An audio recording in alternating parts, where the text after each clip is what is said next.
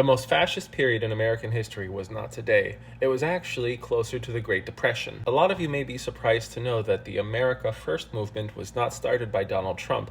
It actually was born during the Great Depression and spearheaded by Charles Lindbergh. He was the first man to fly across the Atlantic Ocean. That era also saw the birth of the American Yahtzee movement, which grew to be very strong. Most of you may think that the American Yahtzees are just some idiot yokels living far away from the cities, but that could not be farther from the truth. The people of this movement at the time called themselves the German-American Buund, and in 1939 they filled Madison Square Garden in New York City with 20,000 people. While all of this was culminating, rampant anti-Semitism and anti-progressivism was plaguing the land, namely spread by Catholic priest Charles Coughlin. Look him up. He's a horrifying figure. Now back to Charles Lindbergh, who at the time was considered to be an American hero, and he was a strong proponent of anti-interventionism. He did not want America to get anywhere near involved in Europe's conflicts. Because of the controversy of a huge tragedy that befell his family much earlier, he ended up leaving the United States and fled to Europe.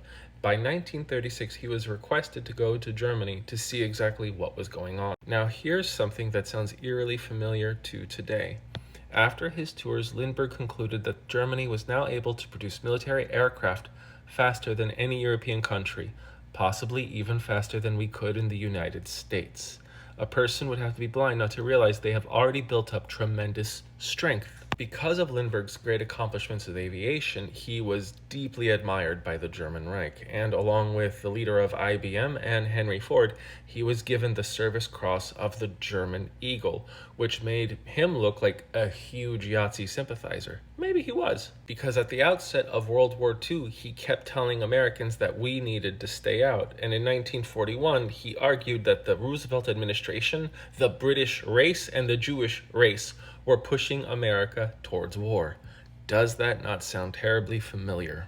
And despite his constant assurances that America had nothing to worry about, that the conflicts in Europe would stay in Europe and the conflicts between Japan and China and just all of Southeastern Asia would stay there, what happened? We get bombed. Pearl Harbor, and we inexorably enter this war and change the face of the world, in my opinion, for the better. But even Charles Lindbergh and the German-American Bund and all of this Yahtzee sympathy is not what signified this as the most fascist period. In 1933, there was an attempted coup d'etat called the Business Plot, in which a huge amount of millionaires and the equivalent billionaires got together to try to storm Washington, D.C., with the help of a trusted veteran World War I general. He did not go through with it. He ended up identifying the conspirators, even though they didn't really get punished.